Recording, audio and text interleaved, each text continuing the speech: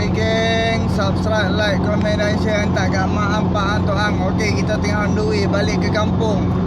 Okey geng. Ada apa? Ashraf Wajdi daripada UMNO. Kan? Oh, dia buat apa nama satu isu. Dia buat satu katanya Pakatan Harapan itu. Kata Pakatan Harapan ni apa nama dia nak macam dia nak bagi IC, dia nak bagi apa nama senang-senang dia nak bagi warga negara kepada orang. Ashraf Wajdi untuk orang UMNO yang mana orang yang dah komen, orang yang dah share, orang yang dah hantar semua rata. Cuba hang fikir logik. Kawan tu sebelum ni untuk menerima warga negara, dia akan refer kepada suami, kepada si bapa.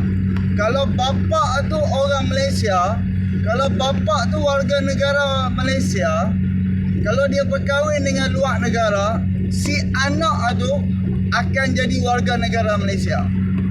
So, yang sekarang ni, yang Pakatan Harapan sedang usahakan untuk wanita.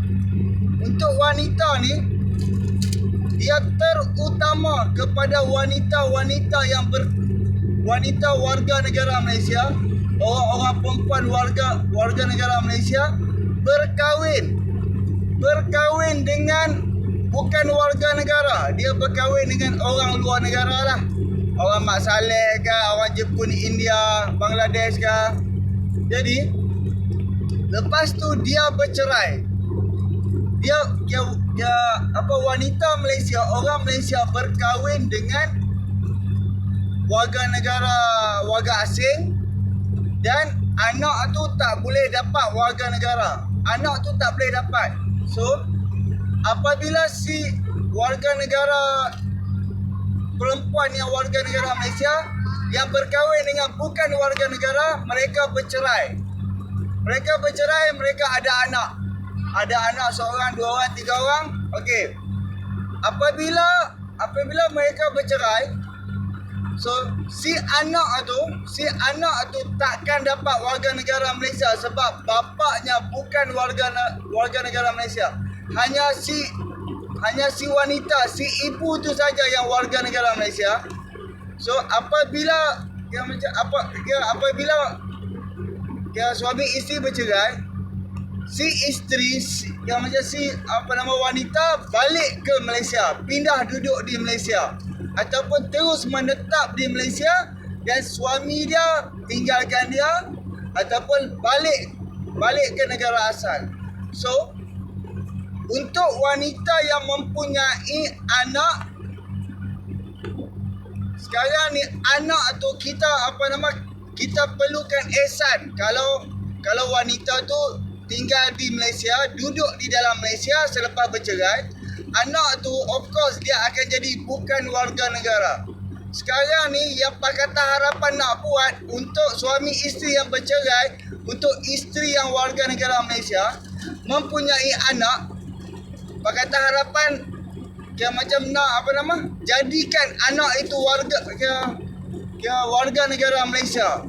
Kan Pakatan Harapan dok nak dia dok nak buat undang-undang untuk dok nak tambah baik perlembagaan, undang-undang untuk anak-anak kepada suami isteri yang berkahwin antara warga negara Malaysia dan bukan warga negara Malaysia. Jadi itulah salah satunya yang Pakatan Harapan perjuangkan. Si wanita tu dia dah balik duduk dalam Malaysia. Dia dah balik selepas dia berpisah dengan suami dia. Suami dia bukan warga negara Malaysia. So bila anak tu dibesarkan di dalam Malaysia, kalau macam si anak tu dia tak dapat IC, dia tak dapat surat beranak ke apa, si anak tu dia hanya boleh duduk dalam Malaysia hanya 14 hari. Ataupun 14 hari sekali ataupun sebulan sekali dia nak kena pergi job ke, dia nak kena pergi immigration ke apa. So dia satu lagi, untuk khidmat sekolah, khidmat kerajaan perlu dibayar, dan perlu dibayar dengan nilai yang tinggi. sekolah, hospital, apa yang servis kerajaan yang kerajaan sediakan, servis kerajaan perlu membayar dengan kos yang tinggi. So itu yang dimaksudkan oleh Pakatan Harapan untuk membela budak-budak, kanak-kanak kan, kanak-kanak yang tak bersalah kan. Jadi siapa faham? Kalau korang faham atas penjelasanku, alhamdulillah. Agak berbelit sikit. Kalau jika suami dia ataupun lelaki yang berkahwin dengan bukan warga negara Malaysia, lelaki itu warga negara dan si isteri, si wanita bukan warga negara, kalau macam suami isteri itu melahirkan 10 orang anak itu layak menerima warga negara Malaysia, layak menerima IC, menerima servis-servis kerajaan kan. Jadi itulah yang Pakatan Harapan sedang perjuangkan untuk anak-anak ibu-ibu yang terpaksa menanggung setelah mereka bercerai. Jadi fikir-fikirkan geng, kita perlukan perubahan, kita perlukan buat demi masa depan anak-anak cucu-cucu kita.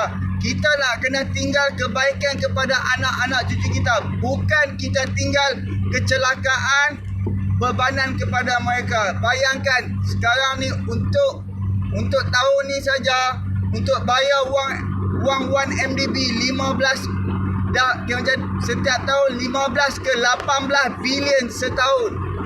Itu kita dah tinggal bebanan tau. 15 bilion tu kita boleh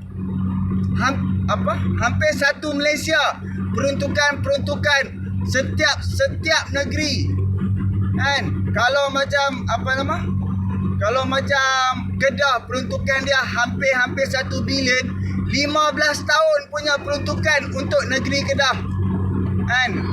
Kita boleh nilai sendiri sebab Barisan Nasional dan juga Najib telah meninggalkan bebanan yang besar kepada negara. Itu baru hutang 1MDB.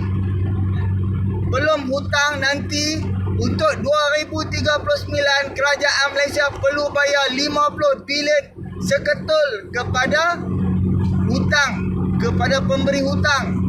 2039 Najib dah dibebaskan pun kita perlu bayar seketul kepada bank yang Najib berhutang sebab interest dia terlalu tinggi. Sebab hutang tu hutang untuk syarikat dijamin oleh kerajaan. So, fikir-fikirkan, subscribe, like, komen dan share. Sokonglah Pakatan Harapan. Esok sudah pilihan raya ke-15. Tolaklah Barisan Nasional, tolaklah Perikatan Nasional, tolaklah Gerakan Tanah Air. Janganlah sokong parti-parti yang resis, yang mempermainkan isu-isu perkauman, yang memainkan isu-isu bangsa demi kepentingan politik, demi nak dapatkan undi, demi nak raih undi. Sangat-sangat jelas selama 60 tahun mereka bermainkan isu-isu perkauman, menakut-nakutkan rakyat dengan bangsa dan juga agama. Tetapi apakah keuntungan kepada rakyat Malaysia setelah puluhan tahun mereka mempergunakan agama, mempergunakan bangsa, sampai tahap orang Melayu menuntut hak Melayu. Apa cita? Orang Melayu, sini tanah Melayu, kita orang Melayu, kita pula menuntut hak-hak orang Melayu. Cuba fikir geng. Yang selama ni 60 tahun yang jadi Perdana Menteri, yang jadi kerajaan orang Melayu. Walaupun Pakatan Harapan 22 bulan yang memimpin kerajaan tu, ketua kerajaan tu adalah orang Melayu yang dulu ada pengalaman 22 tahun. Jadi dia macam orang yang jadi Perdana Menteri 22 tahun tu, dia cukup syoknya angka 22. Sebab tu dia buat rekod dulu 22 tahun, sekarang dia buat rekod 22 bulan. Okey, subscribe, like, komen dan share. Hantar kat mak ampah tuang. Assalamualaikum.